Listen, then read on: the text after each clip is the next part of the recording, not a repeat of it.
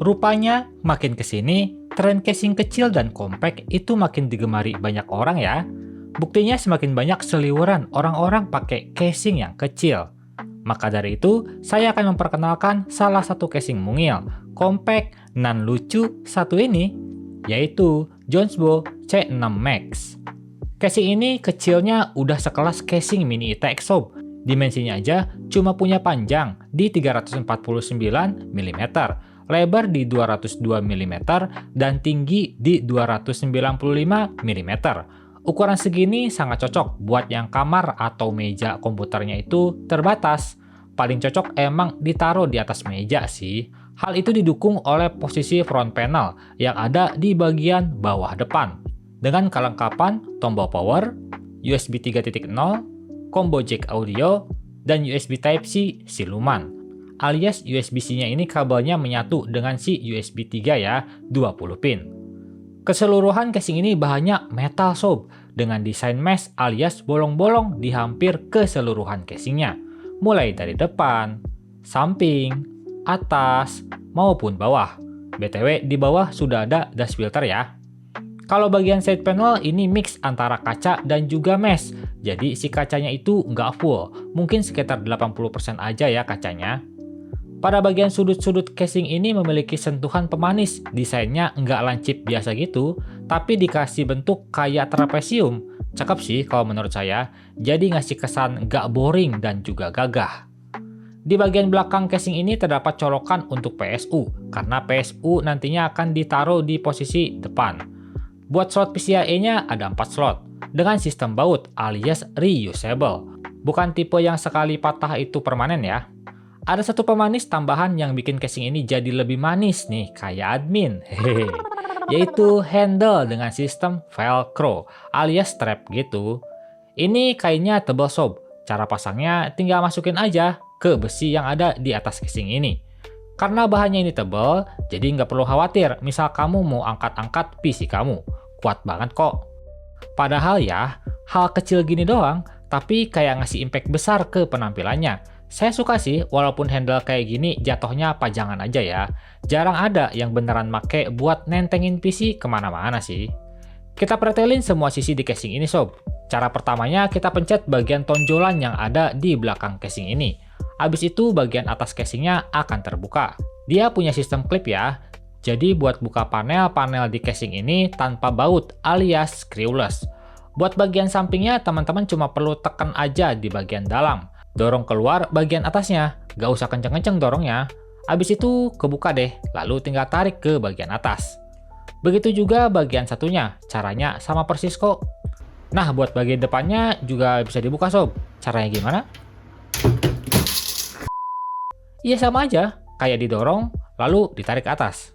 Semua panel-panel yang dibuka ini bahannya metal tebal sob, entah yang ada kacanya, bagian sisi satunya, bagian atas, maupun bagian depan. Semuanya metal, dengan tekstur keset gitu. Mantap sih, ini build quality-nya kokoh punya. Kurang lebih beginilah tampilan casing ini kalau ditelanjangi, maksudnya dipretelin. Sisa rangkanya aja. Kita coba beralih ke bagian terpenting dari sebuah casing yuk, yaitu dukungannya. Casing ini mendukung Mobo ITX maupun MATX, bahkan yang 4 slot RAM pun bisa masuk loh. Mantap kan? Lalu tinggi CPU cooler maksimal di 170 mm. Walaupun compact tapi bisa muat CPU cooler yang tinggi sob. VGA panjang maksimal ada di 300 hingga 335 mm. Misal teman-teman pakai PSU yang modelnya ATX atau yang standar, itu gak bisa 335 mm ya, karena akan nabrak ke kabel PSU.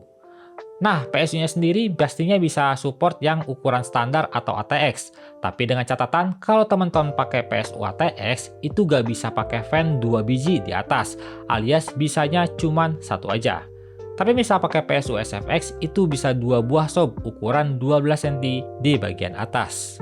Buat fan sisanya bisa di belakang 1 buah, dan di bawah 2 buah. Dengan catatan lagi, teman-teman nggak pakai HDD atau SSD SATA. Jadi sistemnya tukeran tempat, mau pakai fan atau mau pakai storage di bagian bawahnya. Nah untuk storage-nya udah tentu cuma bisa satu aja ya, entah itu HDD 3,5 inch ataupun SSD 2,5 inch.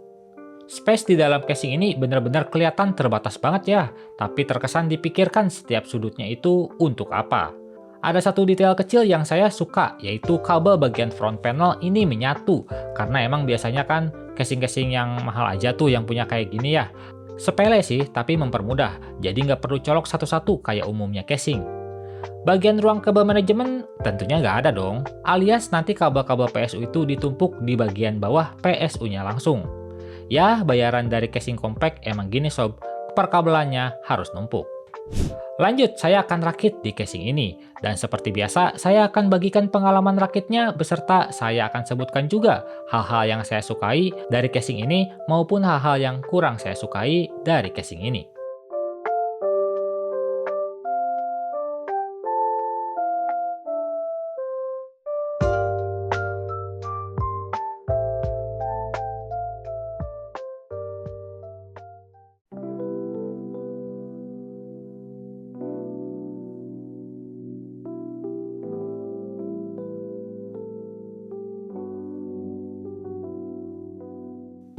Baiklah, selesai sudah rakit. Jujur sih effort banget ya ngerakit di casing compact gini. Waktu yang dibutuhkan sedikit lebih lama daripada rakit di casing biasa. Ya emang karena ukurannya itu gak umum.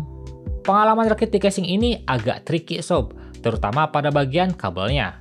Salah-salah urutan kamu pasang komponen, maka kabelnya nanti bakalan susah buat masuk. Kayak kabel fan, kabel front panel, atau kabel PSU. Itulah yang ngebuat ngerakit di casing ini perlu effort. Ada catatan yang perlu kamu tahu nih. Pada bagian bracket PSU-nya ini, kamu harus patahin besi yang ada di tengah ini ya, alias untuk ukuran SFX. Kalau nggak kamu patahin, nantinya bakal mentok dan nggak bisa dipasang dengan sempurna. Terus nanti kalau mau ganti PSU SFX, gimana bang? Tenang aja sob, setiap pembelian PSU SFX biasanya sudah dikasih kok bracket untuk ditempel ke PSU ATX. Lalu untuk pemasangan harddisk 3,5 inch di bagian bawah ini, saya rasa agak mustahil bisa masuk ya, karena kabel SATA-nya itu bakalan mentok ke bagian bawah mobo. Jadi kamu harus pakai mobo yang 2 slot RAM kalau mau pakai HDD 3,5 inch. Makanya di sini saya cuma pasang SSD 2,5 inch aja, soalnya HDD gak muat. Lanjut untuk VGA yang panjang. Kalau misal kamu pakai PSU yang model ATX, itu bakal mentok ya dengan si kabel-kabel ini. Jadi perhatikan ukuran VGA kamu. Amannya sih pakai 2 fan aja. Buat kabel-kabel masih aman terkendali sih, terutama untuk kabel fan ARGB-nya. Bisa diselipin di bagian belakang ini, masih bisa tertutup secara sempurna juga kok, nggak mentok. Kabel-kabel sisanya si PSU itu ditaruh seadanya aja sob, di bagian bawah sini. Karena bagian ini nanti akan tertutup oleh side panel. Walaupun effortnya lebih, tapi entah kenapa kalau selesai rakit di casing compact kayak Jonesbo C6 Max ini, rasanya sangat amat memuaskan.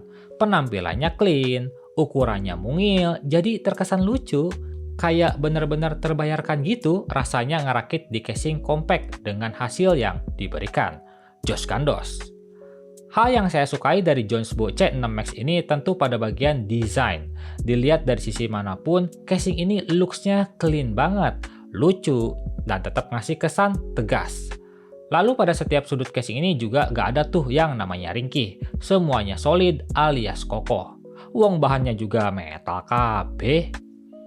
Soal airflow juga walaupun kecil tapi masih dipikirin dengan baik. Disediakan lubang mesh di hampir setiap sisi casing ini. Jadi bikin komponen di dalam tuh nggak pengep banget. Tambahan lagi, yaitu dukungannya sob. Walaupun ukurannya mungil, tapi ngasih dukungan yang nggak mungil alias nggak pelit. Bisa masuk banyak komponen yang ukurannya terhitung besar. Dari banyaknya hal yang saya sukai dari casing ini, bukan serta-merta nggak punya kekurangan ya sob. Beberapa di antaranya yaitu tentu pengalaman rakitnya. Mungkin ini umum sih ya, karena musuh dari casing compact itu emang rakitnya butuh effort dan kabel manajemennya yang sulit untuk diatur. Lalu untuk dukungan harddisk yang saya rasa itu agak disayangkan aja ya, gak masuk kalau pakai mobo yang 4 slot RAM. Kayak kurang lebar dikit aja gitu buat space si kabel SATA-nya. Ya walaupun gak banyak orang yang masih pakai harddisk sih. Dan buat kabel-kabelnya sih sebenarnya bisa dipermudah ya kalau misal teman-teman pakai PSU yang full modular. Apalagi kalau ukurannya SFX, itu akan jauh lebih cepat sih ngerakitnya menurut saya. Udah sih, paling itu aja ya. Overall untuk casing dengan harga 800 ribuan ini, kalau dengan voucher mungkin bisa 700 ribuan ya. Saya suka-suka aja sih, sama casing yang ukurannya compact, tapi punya dukungan luas kayak si Jonesbo C6 Max ini. Walaupun kabel-kabelnya sulit buat diatur. Tapi misal kalau udah kepasang semua kayak gini ya, kabelnya tuh gak akan kelihatan sob, alias masih tetap clean kelihatannya. Mau dibuat nyala-nyala RGB? Oke. Mau dibuat non-RGB juga oke sih. BTW, tersedia juga ya versi putihnya. Buat yang komponennya full putih, cocok banget tuh. Like video ini kalau kalian suka, nggak usah di-like juga gak apa-apa, tapi minimal tinggalkan jejak kalian di kolom komentar tentang casing mungil nan lucu ini.